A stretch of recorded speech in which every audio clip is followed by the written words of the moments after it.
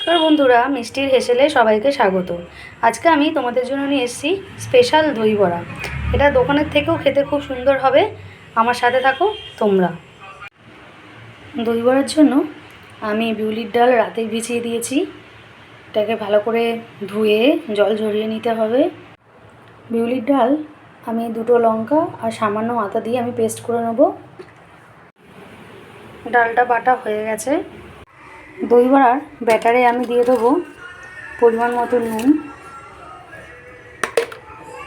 দিয়ে দেবো 1 চামচ শুকনো লঙ্কা গুঁড়ো, দিয়ে দেবো 1 চামচ জিরে গুঁড়ো, দেবো সামান্য মৌরি।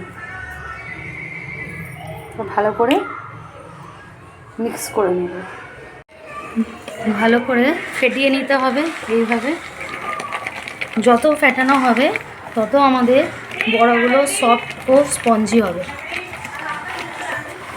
ব্যাটারটা ঠিকঠাক হলো কি না দেখার জন্য আমরা 1 বাটি জল নিয়েছি।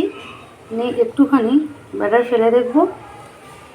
তো জলের মধ্যে ভেসে উঠেছে, তার মানে আমাদের ব্যাটারটা ঠিকঠাক আছে। কড়াতে সাদা তেল গরম করে নেব। একটা একটা করে বড়া ছেড়ে দেব।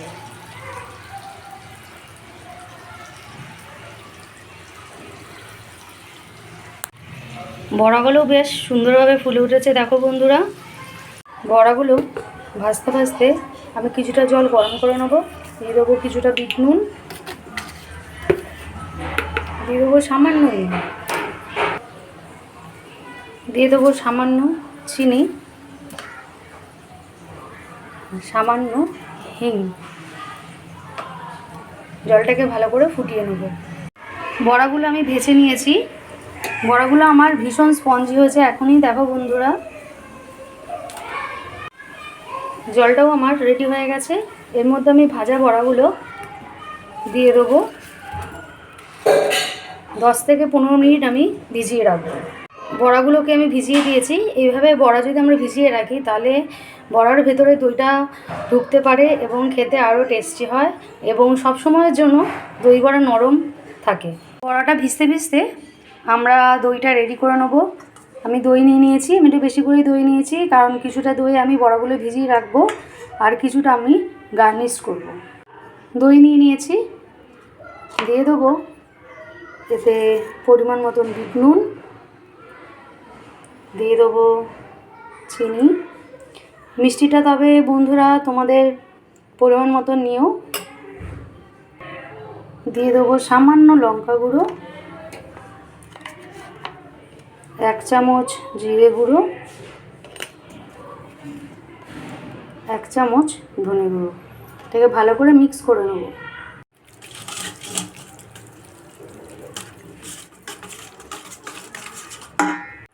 যেহেতু আমার এটা ঘরে বসানো দই, তাই দইটা ভীষণই মোটা। একটু জল মিশিয়ে নেব। দইটা আমার রেডি হয়ে গেছে। এর থেকে কিছুটা দই আমি রেখে দেবো গার্নিশের জন্য। বড়াগুলোও বেশ সুন্দরভাবে ভিজে গেছে। বড়াগুলোকে আমি দইয়ে ভিজিয়ে দেবো। আস্তে আস্তে জলটা বার করে নিতে হবে, নিয়ে দইয়ের মধ্যে ভিজিয়ে দিতে হবে। এতে বড়াগুলোর ভেতরে দইটা সুন্দরভাবে ঢুকতে পারে এবং বড়াগুলো খেতে আমাদের সুন্দর হয়। বড়াগুলো সুন্দরভাবে দইতে আমি ভিজিয়ে দিয়েছি।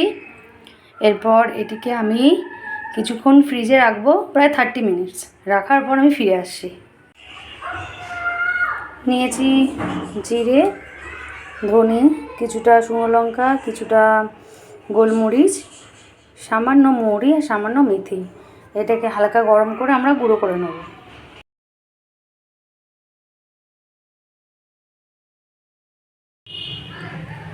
দই বড়া চাটনির জন্য আমি নিয়েছি ধনেপাতা, নিয়েছি কিছুটা পুদিনা, একটা রসুন কোয়া, একটা লঙ্কা, কিছুটা আদা। এটাকে আমি পেস্ট করে নেব।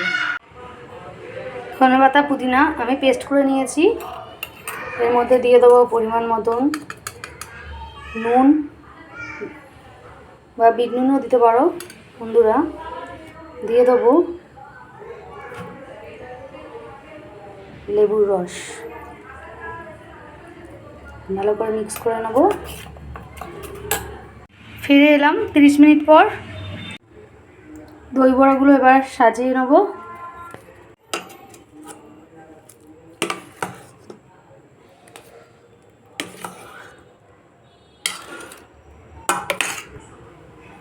আমি যে এক্সট্রা দইটা রেখেছিলাম গার্নিশের জন্য সেটা দিয়ে দেবো। আমি একটু দই মোটা করে দিয়ে খেতে খুব ভালোবাসি, আর তোমাদেরও খুব ভালো লাগবে বন্ধুরা।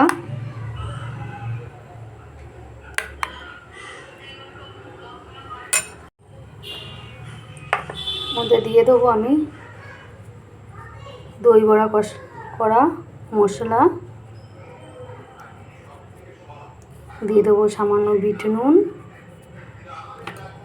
দিয়ে দেবো সবুজ চাটনি,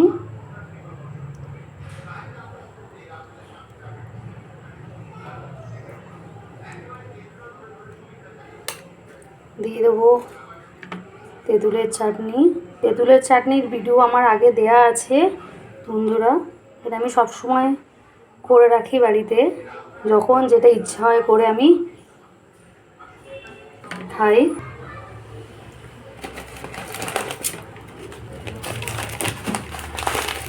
দিয়ে দেবো ঝুরি ভাজা। আমি এই ধরনের ঝুরি ভাজা খেতে ভালোবাসি, তার মধ্যে একটু বোঁদে থাকবে, উপর দিয়ে আর একটু দিয়ে দেবো মশলা।